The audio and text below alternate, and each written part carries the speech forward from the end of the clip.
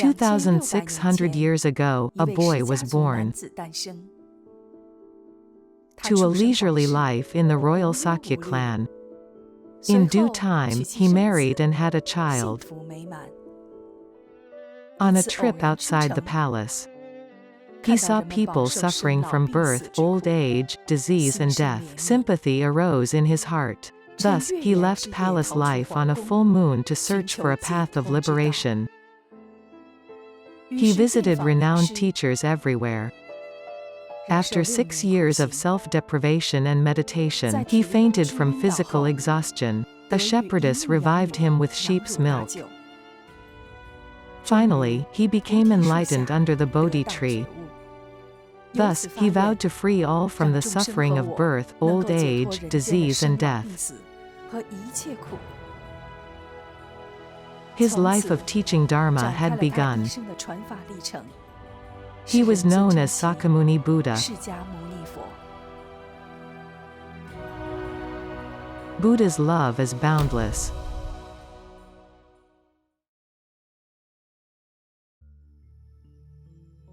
Buddha's compassion and wisdom have transcended 2,600 years.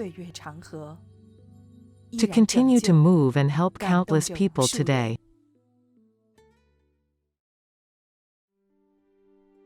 Grandmaster JinBodhi said, "I am deeply grateful to Buddha for enabling me to be reborn from the cusp of death, for enabling me, a reckless, ignorant, foolish and very sick child, to be reborn."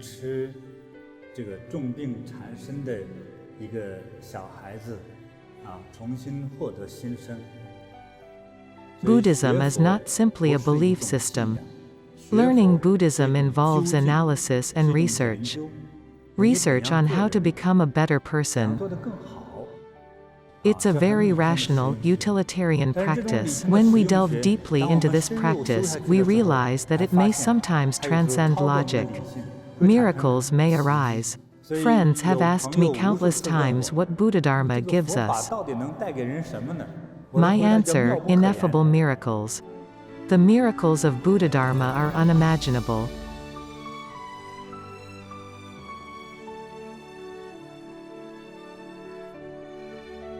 Buddha has reached perfect enlightenment. All that is wonderful is imbued in him. When you bathe Buddha with a scoop of pure water, think, "May the Buddha be healthy and I as well. May the Buddha be wise and I as well." He is perfectly enlightened. He doesn't need you to bathe him. Buddha is using this ritual to help us. When everyone bathes Buddha, they're in fact cleansing themselves.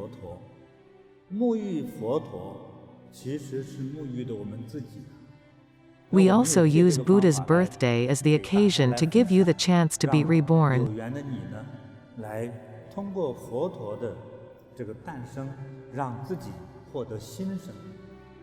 To become healthier.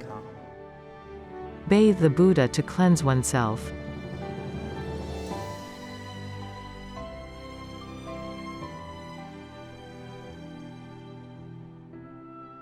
Why does Buddha help us?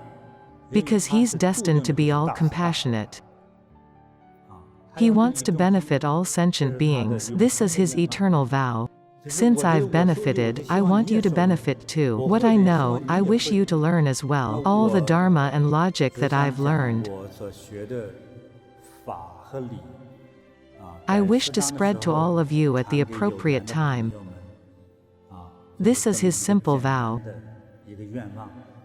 So, a few years ago, I spent a few days turning my gratitude to Buddha into a song, a hymn to the Buddha. I composed this song to give all of you a chance to sing it once in a while.